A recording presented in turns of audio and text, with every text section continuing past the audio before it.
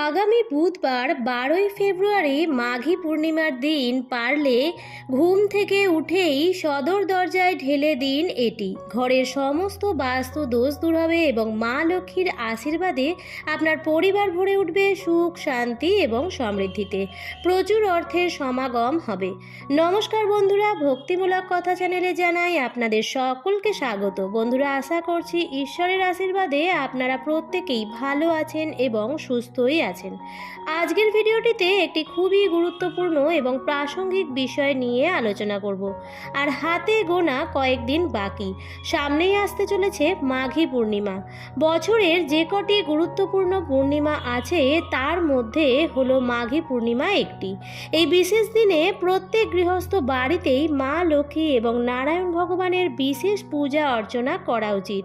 বলা হয় যে এই বিশেষ তিথিতে মা লক্ষ্মী এবং নারায়ণ ভগবানের পুজো করলে সেই বাড়িতে সর্বদাই লক্ষ্মী নারায়ণের কৃপা দৃষ্টি থাকে এবং সেই পরিবারে কোনো রকম আপদ বিপদও স্পর্শ করতে পারে না। পূজা অর্চনার সাথে সাথে এই পুণ্য তিথিতে যদি আপনারা সকালবেলায় ঘুম থেকে উঠেই আপনাদের বাড়ির সদর দরজায় বা মুখ্য দরজায় এই বিশেষ জিনিসটি দিয়ে দিতে পারেন, তাহলে মা লক্ষ্মীর আশীর্বাদে আপনার পরিবারে কোনো রকম আপদ বিপদ স্পর্শ করতে পারবে না। সর্বদাই আপনার পরিবারের মঙ্গল হবে। কি সেই বিশেষ জিনিস আপনারা আপনাদের বাড়ির মুখ্য দরজায় দেবেন সেটি আমি আজকের ভিডিওটিতে বলে দেব। তাই আমার সকল দর্শক বন্ধুদের অনুরোধ করব যে আজকের ভিডিওটি একদমই স্কিপ না করে সম্পূর্ণ দেখুন এবং দেখার পর যদি ভালো লাগে তাহলে অবশ্যই কিন্তু একটি লাইক করবেন এবং কমেন্টসে লিখবেন জয় মা লক্ষ্মীর জয়। এবং বন্ধুরা, ভিডিওটি অবশ্যই শেয়ার করবেন আপনাদের নিকট আত্মীয় স্বজন এবং বন্ধু বান্ধবদের সাথে। মাঘী পূর্ণিমার আর বেশি দিন বাকি নেই। ভিডিওটি পেলে প্রত্যেকেই উপকৃত হবেন এবং আপনাকে ধন্যবাদ জানাবে। চলুন বন্ধুরা, আসা যাক মূল পর্বে। আগেকার দিনে বাড়িতে যারা বড়রা ছিলেন তারা সকালবেলায় ঘুম থেকে উঠেই আগেই বাসি কাজকর্ম সারতেন। বাসি কাজকর্মের মধ্যেই প্রথমেই আসতো উঠোন খুব ভালোভাবে ধুয়ে দেওয়া। অনেকেই উঠোনে গোবর জলের ছড়াও দিতেন। গোবর অত্যন্ত শুদ্ধ। গোবর যে কোনো খারাপ জিনিসকে শুদ্ধ করার কাজে ব্যবহার করা হয়। তাই আগেকার দিনে প্রত্যেকেই বাড়ির যে উঠোন অথবা যে মুখ্য দরজা তাতে অবশ্যই গোবর জল দিয়ে ধুয়ে দিতেন, কারণ গোবর সমস্ত কিছুকে পবিত্র করে। কিন্তু যত দিন যাচ্ছে প্রত্যেকেই আধুনিক হয়েছে আর ততই মানুষ আরও বেশি ব্যস্ত হয়ে পড়েছে। আর সকালের এই কাজের পর্বটা প্রায় অনেকেই ভুলেই গেছেন। আর গোবরের ছড়া দেওয়া তো প্রায় উঠেই গেছে, কিন্তু এখনও গ্রাম বাংলার দিকে সেই নিয়ম রয়েছে। তবে বন্ধুরা, আগে বাড়িতে যে এটি করা হতো সেটি কেন করা হতো? কারণ হচ্ছে যখন রাত হয়, সূর্য অস্ত যায়, যখন আমরা ঘুমিয়ে পড়ি তখন এই পৃথিবীতে অনেক রকম অশরীরী আত্মারা আসে। তারা আমাদের উঠোনে পা দেয়। আমরা যদি সকালবেলায় উঠোন ঝাঁট না দিই অথবা উঠোনে জল না দিয়ে না ধুয়েই যদি কোনো কাজে বেরোই অথবা কাজে বেরোনো হয় অথবা বাচ্চারা স্কুলে বেরোয়, এরকমভাবে যাতে সেই উঠোনটা পেরিয়ে বা বাড়ির সেই চৌকাঠটা পেরিয়ে বাড়ির সদস্যদের যাতে সেই খারাপ জিনিসে পা না পড়ে, তার জন্যই আগেকার দিনে বাড়ির বড়রা বা বয়স্করা তারা বলতেন যে সকালে আগেই ঘুম থেকে উঠেই বাড়ির উঠোন বা বাড়ির সদর দরজা ঝাঁট দিয়ে জল দিয়ে ধুয়ে দিতে। সেই একই ব্যাপার বাড়ির চৌকাঠের ক্ষেত্রেও। হয়তো আপনার বাড়িতে উঠোন নেই, কিন্তু আপনার বাড়িতে যে চৌকাঠ আছে যেটা পেরিয়ে আপনি কোনো কাজে যাত্রা করছেন, সেই জায়গাটিকে অবশ্যই সকালবেলায় জলের ছড়া দেওয়া উচিত। সম্ভব হলে একটু গোবরের ছড়াও দেওয়া উচিত, যাতে যখন আপনি কোনো ভালো কাজে বেরোচ্ছেন বা অফিসে বেরোচ্ছেন অথবা যে কাজেই বেরোচ্ছেন না কেন সেই কাজেই যাতে বাধা বিপদ মুক্ত হন এবং সেই কাজে যেন ভালোভাবে সফল হন, সেই জন্যই সর্বদা এই নিয়ম মেনে চলা হতো। তাই এই পদ্ধতিটি কিন্তু অনেক পুরনো একটি নিয়ম। আর যে বাড়িতে সকালবেলায় বাড়ির সদর দরজার ঝাঁট দেওয়া হয় না বা ধোয়া হয় না, সেই বাড়িতে কিন্তু বাস্তু দোষ দেখা দিতে থাকে এবং সেই বাড়ির সদস্যরা কিন্তু আর্থিক কষ্ট, নিত্য কলহ, অশান্তি অথবা রোগ জ্বালা যন্ত্রণা এসব নানান সমস্যায় ভুগতে থাকেন। আর মা লক্ষ্মীও কিন্তু এমন কোনো ঘরে প্রবেশ করেন না যে ঘর পরিষ্কার পরিচ্ছন্ন নয় বা যে ঘরের মুখ্য দরজা পরিষ্কার পরিচ্ছন্ন নয়। তাই বন্ধুরা, আমাদের প্রত্যেক দিন উচিত সকালবেলায় ঘুম থেকে উঠেই আমাদের যে বাড়ির সদর দরজা আছে সেটিকে জল দিয়ে পরিষ্কারভাবে ধুয়ে দেওয়া এবং বাড়ির সদর দরজা সর্বদা পরিষ্কার পরিচ্ছন্ন রাখা এবং ঘর বাড়িও পরিষ্কার পরিচ্ছন্ন করা এবং ঘরের সর্বত্র গঙ্গা জলের ছিটে দেওয়া। এটা কিন্তু আমাদের প্রত্যেক দিনই করা উচিত।